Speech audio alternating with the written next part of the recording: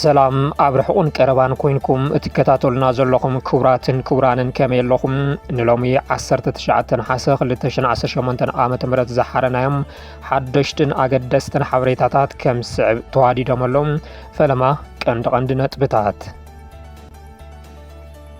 ስርዓት ብልጽግና ኣብ ልዕሊ ትግራይ ዘካይዶ ዘሎ ደብዳብ ድሮን ብሓደገኛ ኬሚካል ዝተሓገዘ ከም ዝኾነ ተፈሊጡ። እቲ ስርዓት ናብ ሎሚ ለይቲ ዘውግሕ ኣብ ወረዳ ኣጽቢ ደብዳብ ድሮን ኣካይዱ።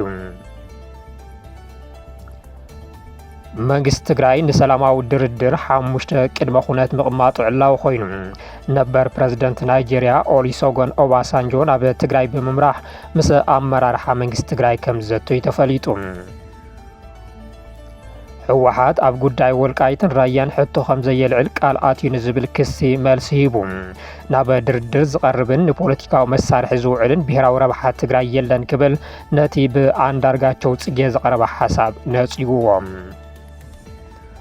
ንዓሰብ ዘጠቓለለ ሓድሽ ካርታ ኢትዮጵያ ኣብ ሕገ መንግስቲ ንኽካተት ኣብ መድረኽ ሃገራዊ ምክክር ከም ሓሳብ ከም ዝተለዓለ ተፈሊጡ።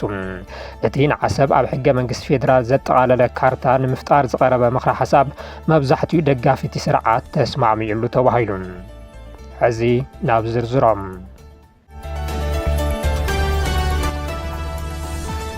ስርዓት ብልጽግና ኣብ ልዕሊ ትግራይ ዘካይዶ ዘሎ ደብዳብ ድሮን ብሓደገኛ ኬሚካል ዝተሓገዘ ከም ዝኾነ ተፈሊጡ።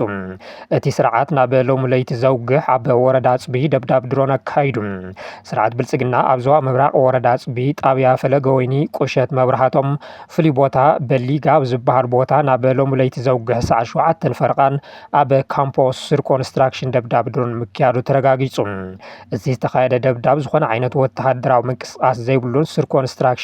ንስራሕቲ ልምዓት መንገዲ ዝጥቀመሉ ናውቲ ዝሓዝን ከም ዝነበረ ፍልፍላት ተረጋጊጾም። በቲ መጥቃዕቲ ኣብ ልዕሊ ንብረት ከቢድ ጉድኣት ከም ዝበጽሐ ዝገለጹ እቶም ፍልፍላት ኣብ ልዕሊ ህይወት ሰብ ዝበጽሐ ጉድኣት ግና ዛጊድ ዝተባሃለ ነገር የለን። እንተኾነ ካብቲ ሎሚ ዝደርብዮ ቁምቡላ ምርዳእ ከም ዝከኣል ሓደገኛ ኬሚካል ይጥቀም ከም ዘሎ ዘረጋግጽ እዩ። እቲ ሓደገኛ ኬሚካል ኣብ ልዕሊ ሰብ እንስሳን እጽዋትን ንዓመታት ዝጸንሕ ሓደጋ ዘስዕብ ምዃኑ ሰብ ሞያ ይዛረቡ። ስርዓት ብልጽግና ኣብ እዋን ወራር ጆኖሳይድ ትግራይ እውን ብዓለም ለኸ ሕጊ ዝተኸልከለ ጻዕዳ ፎስፎረስ ከም ዝተጠቐመ ዝሕብሩ ሓበሬታታት ወፂኦም ምንባሮም ዝዝከር እዩ። ትማሊ 18 ናሓሰ ኣብ ወረዳታት ራያ ዓዘቦን ጽምብላን ኣብ ተመሳሳሊ ሰዓት መጥቃዕቲ ዝፈጸመ እቲ ስርዓት ብጻዕርን ብተኸታታልን ደብደባት ከም ዘካይድ ምሕባርና ዝዝከር እዩ። ብመሰረት እዚ ድማ ናብ ሎሚ ኣብ ዘውግሕ ለይቲ እውን ኣብ ልዕሊ ሰላማውያን ሰባት ዝነብሩልን መሰረተ ልምዓት ዝርከቦን ደብዳብ ድሮን ኣካይደሎም። እቲ ስርዓት ኣብ ዝተፈላለዩ ከባቢታት ብተደጋጋሚ ድሮናት የዛውን ከም ዘሎን ሕብረተሰብ ልዑል ጥንቃቐ ንኽገብርን እውን ጻውዒት እናቐረበ ይርከብ። እቲ ሎሚ ለይቲ ኣብ ኣጽቢ ዝተፈጸመ መጥቃዕቲ ኦሉሴጉን ኦባሳንጆ ንመራሕቲ ትግራይ ንምዝርራብ ናብ መቐለ ኣብ ዘቕንዕሉ እዋን ምዃኑ ንብዙሓት ዘገረመ ኮይነሎም። እቲ ስርዓት ብሓደ ወገን ንደራድር እናበለ ሽማግለታት ናብ መቐለ እንትልእኽ ብኻሊእ ወገን ድማ ደብዳባት ድሮን ምክያዱ ምቕጻሉ ይግለጸሎም። ቅድሚ ሕዚ ኣብ ዝነበረ ኩናት እውን ኦባሳንጆ ናብ መቐለ እንትመላለሱ ደድሕሪኦም ድሮን ትለኣኽ ከም ዝነበረት ዝፍለጥ እዩ።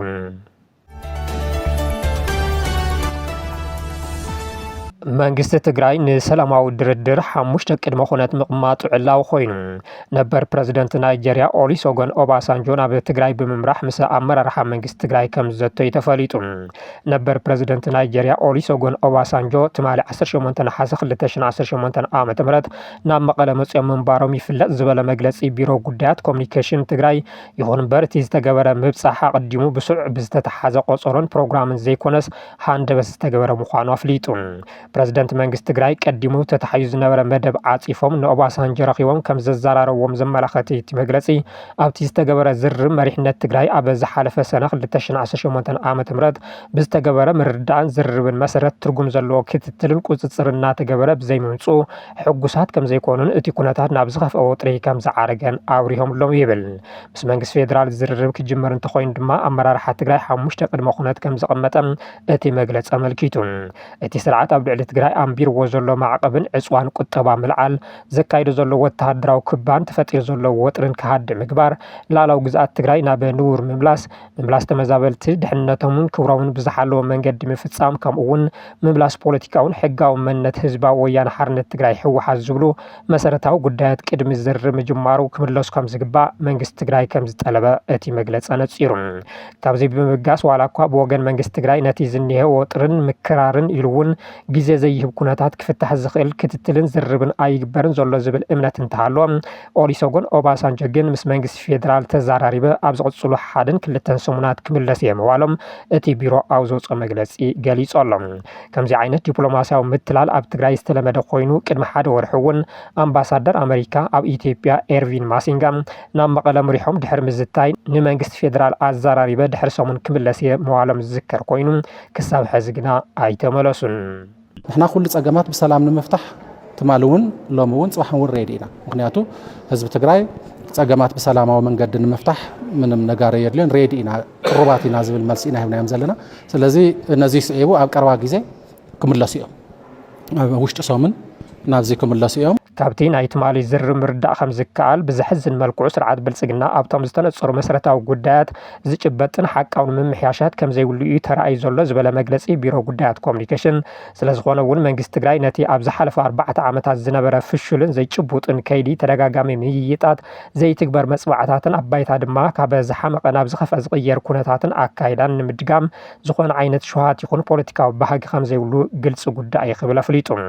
መንግስቲ ትግራይ ንህዝቢ ትግራይን ማሕበረሰብ ዓለምን ኣብ ትርጉም ዘለዎን ተኣማንን ንጹርን ጭቡጥን ናይ ግዜ ገደብ ዝተቐመጠሉ ኢሉ እውን በቶም ቀንድን ጽዕንቶ ፈጠርትን ዓለም ለኸ መዳርግቲ ዝሕገዝ ሰላማዊ ዝርብ ንምግባር ደጊሙ ድልውነቱን እናረጋገጸ ምምፁ ብምሕባር ቅንዕና ዘለዎን መፍትሒ ዘምፅን ከይዲ ዝርብ ሰላም ንምክያድ ድልየት እንድሕር ሃልዩ ኮይኑ ተኸታተልቲ ትንኮያታት ስርዓት ብልጽግና ዝገትእን ዘትርፍን ከምኡውን ኮነ ተባሂሉ ኣብ ልዕሊ ህዝቢ ትግራይ ዝተነበረ ናይ ኢኮኖሚ ይኹን ካሊእ ዕፅዋን ክባን ንኽላዓል ዝገብር ክኸውን ከም ዝግባእ መንግስቲ ትግራይ ደጊሙ ገሊጹ መንግስቲ ትግራይ ትርጉም ዘለዎ ሃናፅን ለውጢ ዘምፅን ናይ ሰላም ዝርባትን ርክባትን ንምግባር ኣብ ዝኾነ ይኹን እዋን ኩነታትን ድልው ምዃኑ ደጊሙ ከረጋግጽ ይፈቱ ኢሉ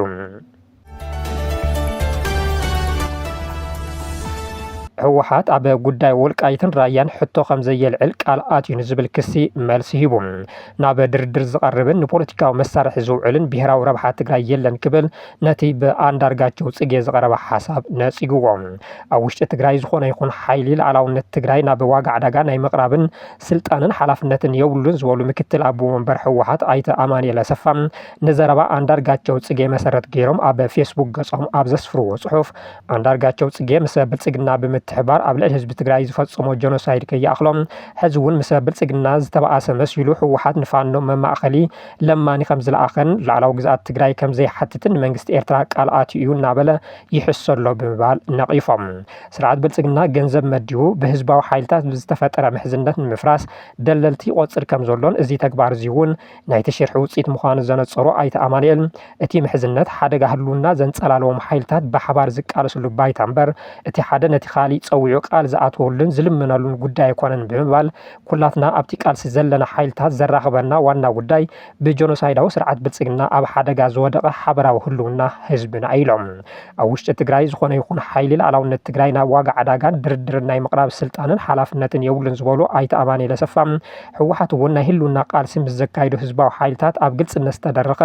ሓበራዊ ምሕዝነት ይገብር እምበር ንውህብቶ ዘቕርቦ ነገር ከምዘየለ ኣስሚሮምሉ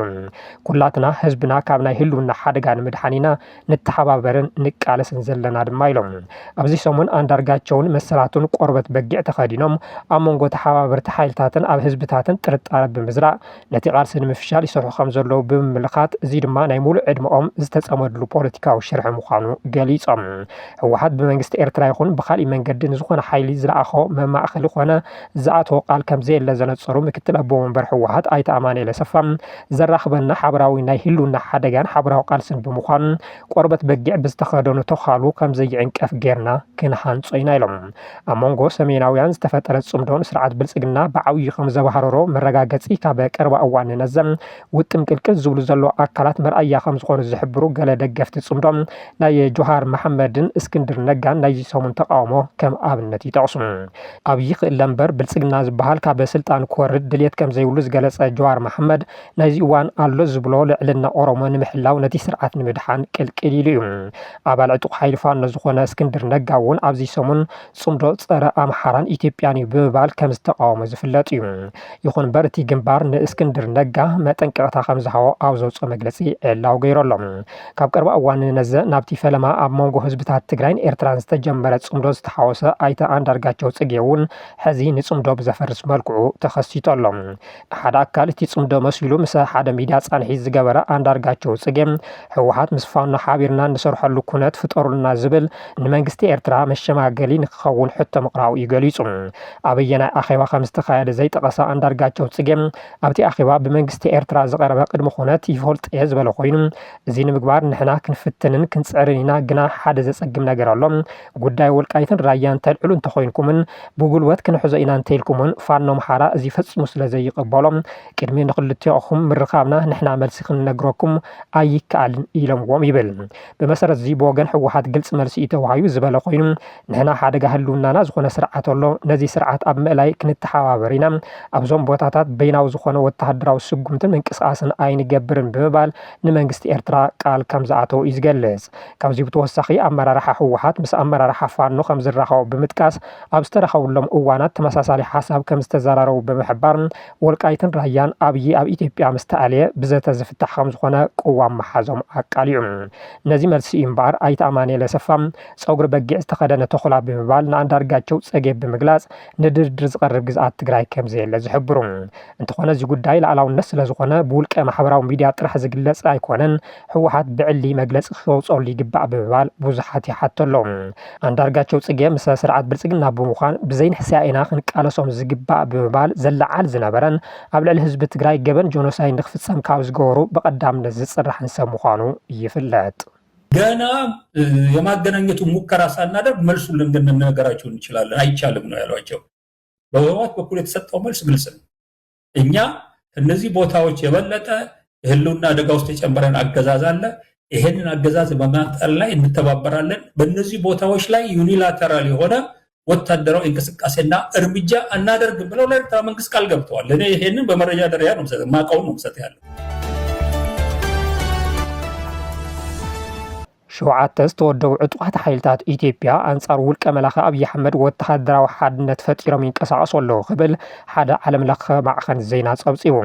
ማዕኸን ዜና ፈረስት ፖስት ብቐንዱ ሓይልታት ትግራይ ኣምሓራን ኦሮምያን ዘለውሉ ወተሃደራዊ ጥምረት አንጻር ውልቀ መላኸ ኣብይ ኣሕመድ ናይ ሓባር ግንባር ብምፍጣር ነቲ ስርዓት ንምዕላው ዘኽእሎም ምንቅስቓስ ይገብሩ ከም ዘለዎ ኣመልኪቱ ኣብ 2013 ዓ.ም ኣብ ትግራይ ኣብ ዝነበረ ኩናት እዞም ሕዚ ጽምዶ ፈጢሮም ዝንቀሳቐሱ ዘለዉ ሓይልታት መናሕናሕቲ ምንባሮም ዝዘኻኸረ ጸብጻብ ፈረስት ፖስት እዚ ጥምረት ብመንገዱ እንተደኣ ቀፂሉ ኣብ ኢትዮጵያ ዝናኣድ ለውጢ ናይ ምፍጣር ጉልበት ከም ዘሎ ይሕብር እቶም ናይ ትማሊ መናሕናሕቲ ኩናት ኣብ ምዕላው ኣገዛዝ ኣብይ ኣሕመድ ናብ ሓደ ዓውዲ ክተኣኻኸቡ ምኽኣሎም ነቲ ስርዓት ዓብዪ ወተሃደራዊ ፖለቲካዊ ፈተና ክኾኑ ከም ዝኽእል እውን ኣብሪሁ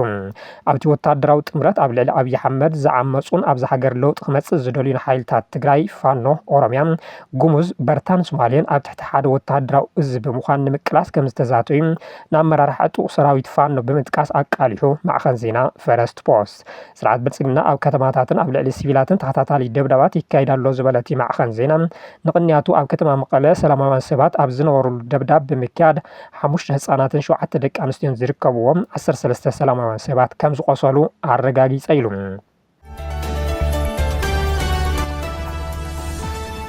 ንዓሰብ ዘጠቃለለ ሓዱሽ ካርታ ኢትዮጵያ ኣብ ሕገ መንግስቲ ንኽካተት ኣብ መድረኽ ሃገራዊ ምክክር ከም ሓሳብ ከም ዝተለዓለ ተፈሊጡ እቲ ንዓሰብ ኣብ ሕገ መንግስቲ ፌደራል ዘጠቃለለ ካርታ ንምፍጣር ዝቐረበ ምክሪ ሓሳብ መብዛሕትኡ ደጋፍቲ እቲ ስርዓት ተስማዕሚዑሉ ተባሂሉ ጉድን ጭራን ንድሕሪት ከም ዝበሃል ስርዓት ብልጽግና ኣብቲ ዕድመ ስልጣኑ ንምንዋሕ ዝደገሶ መድረኽ ምክክር ዝተለዓሉ ሓሳባት ቀስ እናበሉ ምውፃእ ጀሚሮም ኣለዉ ሓደ ካብቶም ዝተለዓሉ መደመምቲ ሓሳባት ዶብ ኢትዮጵያ ቀይሕ ባሕር ስለ ዝኾነ ንዓሰብ ዘጠቃለለ ካርታ ኢትዮጵያ ኣብ ሕገ መንግስቲ ፌደራል ከኣቱ ኣብ ስምምዕ ከም ዝተበፅሐ ዝሕብር እዩ። ንዝሓለፉ 2-3 ዓመታት ጉዳይ በር ባሕሪ ኣጀንዳ ገይሩ ክፍክር ዝኸረመቲ ስርዓት ሕዚ ድማ ኣብቲ ን40 መዓልትታት ካድረታቱ ኣኪቡ ፍረ ዘየፍረየሉ መድረክ ሓዱሽ ካርታ ኢትዮጵያ ንክዳሎ ኣብ ስምምዕ በፂሑ ተባሂሉ። እቲ ካርታ ክሳብ ቀይሕ ባሕሪ ዘካልልን ወደብ ዓሰብ ኣካል ግዝኣት ኢትዮጵያ ዝገብርን ከም ዝኾነ ካብ ተሳተፍቲ እቲ መድረክ ዝተረኸበ ሓበሬታ የመልክት። እቲ ዝቐረበ ሓሳብ ድማ ዳርጋ ብመብዛሕትኡ እቲ ተሳታፊ ተቐባልነት ከም ዝረኸበን ካብቶም ኣብ ስምምዕ ዝተበፅሐሎም ተባሂሎም ዝተፈለዩ ኣጀንዳታት ሓደ ከም ዝኾነን ፍልፍላት ኣረጋጊፆም። ዓሰብ ኣካል ኢትዮጵያ ምግባር ኣብ ካርታ ከም ምስኣልዶ ቀሊል ይኸውን ዝብል ናይ ልባማት ሕቶ ንጎኒ ገዲፍካ እቲ ብምክክር ነገራት ብሰላማዊ መንገዲ ንምፍታሕ ተባሂሉ ን4 ዓመታት ዝተጎተተ ንልዕሊ ሓደ ወርሒ ድማ ድግስ ዝተደገሰሉ መድረክ ግና ክንደየናይ ዘይጭቡጥን ሃገር ዘይረብሕን ሕልምታት ዝተንፀባረቑሉ ከም ዝነበረ እዚ ኣጀንዳ ሓደ ምስክር ምዃኑ ብዙሓት ይገልጸሎም። ላዕሎት ኣመራርሓ ሰራዊት እቲ ስርዓት ቅድም ክብል ኣብ ሓደ መድረክ ንዓሰብ ዘካተተ ካርታ ኣዳልዮም ክሸላለሙ ምርኣዮም ንኤርትራውያን ኣቆጢዑ ከም ዝነበረ ይዝከር።